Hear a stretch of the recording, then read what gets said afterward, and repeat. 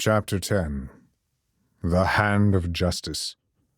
Messalina treated us to one final breakfast before we were to depart. Berenice did not attend, claiming that she felt ill. I had not spoken to her since the strange funeral. Charon repeatedly insisted I be silent about it to Messalina, only stating that she would be most displeased. It was a shame I would not have the opportunity to investigate further.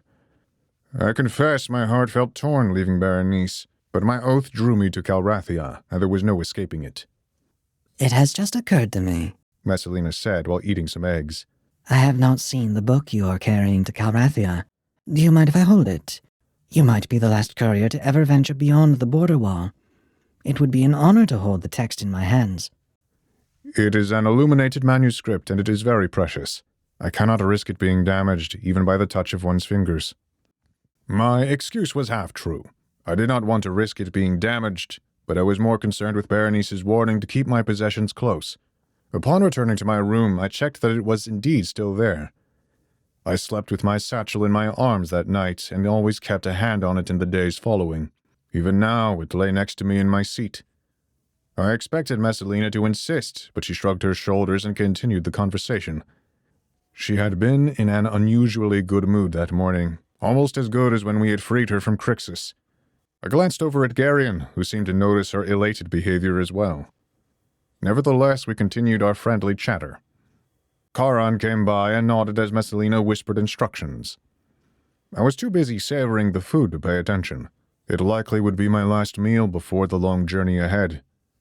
While he gave a slow nod and walked off, I was toying with my fork, wondering if I would ever have eggs again.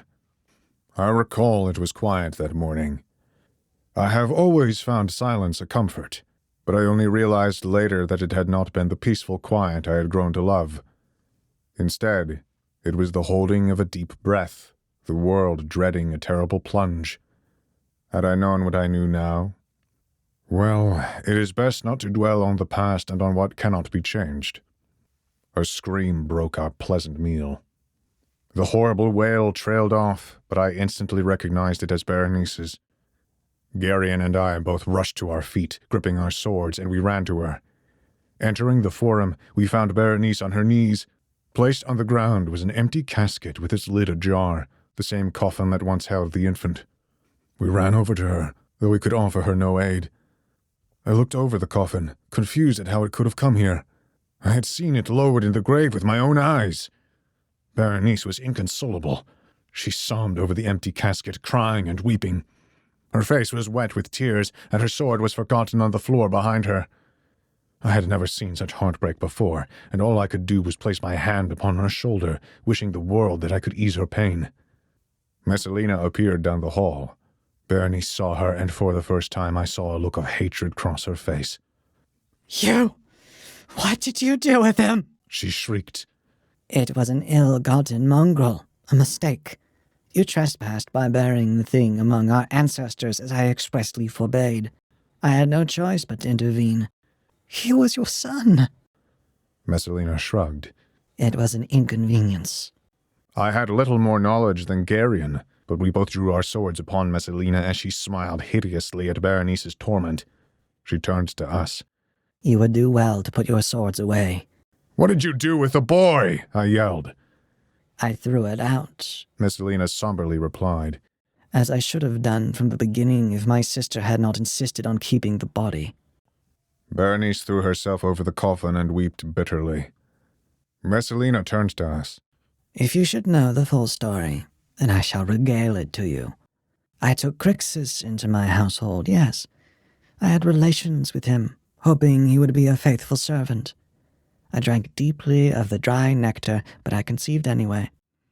Upon learning he had a child, Crixus forced me to bring his son to birth. I hated every moment of it. When the mongrel was free from my womb, I refused to take charge of the child. My sister foolishly fed the child and kept it alive.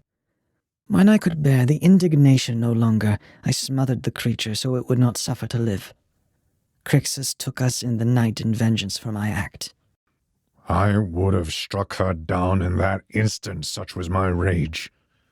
I stepped forward, ready to do the deed, but I was stopped.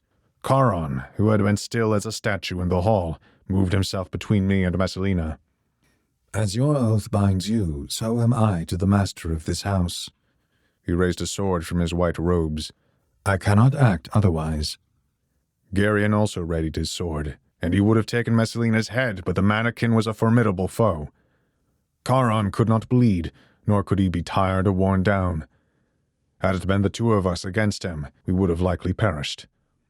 If you are so against me, then leave this house, Messalina said indignantly.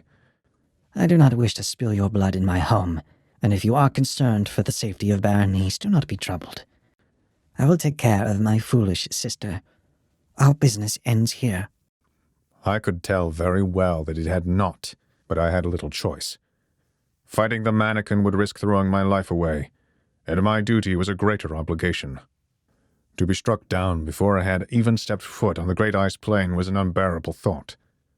I also had a second, less honorable reason. It sickened me that I once raised a hand to help this woman, and I wanted to wash my hands of the whole affair as quickly as possible. I pitied Berenice, and it was well that I helped her, but I could do no more. I sheathed my sword. Garion, seeing my decision, followed as well. I went to the garden to collect my possessions, and I patted my satchel to check the manuscript was still safely inside. Returning to the forum, I put my hand on Berenice's shoulder. I am sorry. She glanced up at me. Her face was red with tears. What did I tell you? Leave this cursed place, and don't look back. She spat those words with pain and grief in her voice, but I could see that she said them only to spare us more so. I bowed deeply, and I left that house with Garion.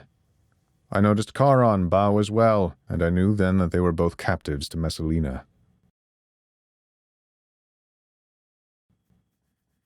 We took to the streets of Terminus.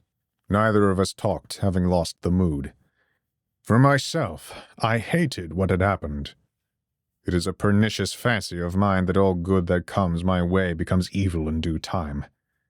If someone placed gold in my hands, I could believe it would immediately tarnish before my eyes, corrupted by my own touch. I again wondered what end I would meet out in the cold. Perhaps my rescue of this wretched woman was a portent for my impending venture. Everything had been in vain, and it would have been better if I had done nothing at all. Thoughts like these tormented me as we came to the court of Elagabalus, a city magistrate. We entered a grand marble hall. At the end of the long columned room, there was a high desk flanked by two mannequins garbed in red cloaks and bronze chest plates. They wore white masks of young men with wigs fashioned of golden hair. Their hollow eyes watched as we approached and kneeled before Elagabalus. He was strangely young for such a high station, only recently attaining manhood. His curly hair and soft features gave him an effeminate affection, and his flippantly bored expression betrayed a lack of respect for his office. I already did not like him, and I was glad to be soon departing this abominable city. Greetings, magistrates, Garion began. We come before you to request supplies and a means of travel for my friend, as is the law. He is a courier bound for Calrathia and requires the city's assistance for his journey. I did not receive a letter of introduction. Where is it? The youth rested his cheek on his palm, yawning. Garion glanced at me, but I had no answer to give him. I was unaware I needed a letter. No one had ever told me of such a thing. The school had not sent anyone to Calrathia in centuries, and it seemed this custom had been forgotten. He does not possess a letter. If he does not have one, then Terminus has no obligation to provide for him.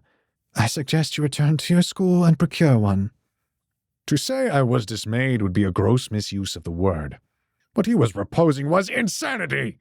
It had taken me weeks to arrive at Terminus, and even if I went back, I could no longer call upon the Anemoi. There were other ways to Zodiac, but I did not have the coin or influence to gain passage, and if I somehow returned, I would be killed immediately. I could do nothing but stare in horror at this boy who did not care one whit of another's tribulation. I cannot return to my school as I am in exile, I carefully explained, holding back my temper. It is impossible for me to obtain this letter. I can do naught but fall at your feet and beg that you make an exception. Please. I hear your plea, but I cannot do this. The law is the law, and I have no choice but to uphold it. You may still embark on your journey across the great ice plain on foot, or perhaps you may find some kindness from a citizen in the city, but you will not find aid here. I knew that trying to cross the plain on foot was suicide. So what? Had it come to this? Was I reduced to begging from door to door? It was darkly comical that I might have to fall on some stranger's good mood to go die out in the frozen wastes. The law is that Terminus assists the couriers. That is sacred. Geryon raised his voice to my defense. It has been so from the beginning. You must help this man. Elagabalus lifted a hateful eye. How am I supposed to know he is indeed a courier and not some swindler? He is not garbed as someone from a school, and even if he was, that does not prove his intention to travel to Calrathia. I do not know either of you, and as you bring nothing to vouch, I am under no obligation whatsoever. I am bound by law to protect the city's assets, not squander them on whoever walks through those doors. I knew he only denied me because getting what I would need would be inconvenient for him. I had seen 100 men like this youth in Zodiac and elsewhere. They twist the law with sly words, making themselves comfortable while inflicting their hypocrisy on others. There were no greater scoundrels of men, yet I had no other choice. Reason or argument would win this man, and the only thing I had left was pity. I humbled myself in that marble hall. I got down on both knees and kissed the floor, holding myself prostrate before the magistrate. I can say that it does not get easier the second time, though at this juncture I had neither respect nor dignity to adorn me. I wore a crown of shame. Its thorns were much familiar to me. I held my eyes shut, but I could always see Master Algol's mocking face. Every time he drank himself into a stupor, every time he stole coin from the treasury, every time he flaunted the rules of the school and received no punishment, each one was a scourge on my heart. And I was the one punished. Again and again I called out for justice, and I received no reply. I took out my illuminated manuscript and held it out. I still kept my eyes shut. I could not bear to look at his face if his answer was no. I was prepared to remain there for as long as it took. I would wait on his threshold for the rest of my days if need be. I had nowhere else to go. More silence. My heart was beating so loud it felt like a drum in my chest. Would the potentate move this man's heart to mercy? I hoped for some good to finally come my way. And then I heard a snicker. I felt my throat close up. I opened my eyes, expecting to see the sniveling youth mock me, but I was horrified to see not my manuscript in my hands, but instead a children's book of approximately the same dimensions. Its cover was worn and stained with age, and it looked like an infant had scrawled on it. Elagabalus burst out laughing, echoing in the large hall. I was paralyzed in my humiliation. I thought the stripping of my mantle had been mortifying, but nothing compared to this. Nothing. At that moment, I wished to be hurled into the darkest pit, so deep that no one could ever see me again. I wanted to carve out my heart and die on the spot. Anything to get me away from this place and its people. I wondered how we appeared to the potentate, scampering little things that we were. We think ourselves brave and clever and heroic, but we were as fragile as leaves in the autumn. For all my efforts, all I held was folly in my hands. It was all folly. Cursed was the day that I was born. I would have rather been smothered after birth. At least then I could have rested easy in the grave. Geryon looked as equally shocked as I did, though we both knew the culprit immediately. I had thought you might be swindlers, but it had not crossed my mind that you might simply be addled in the head. Elagabalus gasped between his cackling laughter. He was crying as he beat his desk with his fist. Finally, however, he gained composure to speak again, still chuckling and snickering every few seconds. You have brought me much amusement. If one of you wishes to be my jester, I shall take either of you. I must go to retrieve my manuscript, I said, rising to my feet and slipping the book back in my satchel. Then go. But the second you walk over the threshold, your audience with me is concluded. Elagabalus relaxed in his chair, playing with his stylus. It had taken nearly a week to arrange this meeting, and I could not bear the thought of waiting another, especially since I no longer had a roof over my head and gracious hosts to attend to me. I was willing to labor for food, but I feared I was getting ensnared by the city. One thing often leads to another, and I could not delay my quest. I'll remain here, Garion said to assure me. Our audience is not concluded until we both leave. He turned sharply to the magistrate. And when he returns with his manuscript, it will be undeniable that he is a courier. That will be his vouch. Garion spat. Elagabalus shrugged, clearly curious about what I would return with. After making such a fool of myself, it seemed he wanted to see what I would do next to entertain him. But I can tell you I had no intention of being subject to more ridicule. I departed that hall, vowing to retrieve my charge at any cost, even if I had to kill Charon. But I cannot deny, as I stepped out into Terminus once more, that I was a broken man.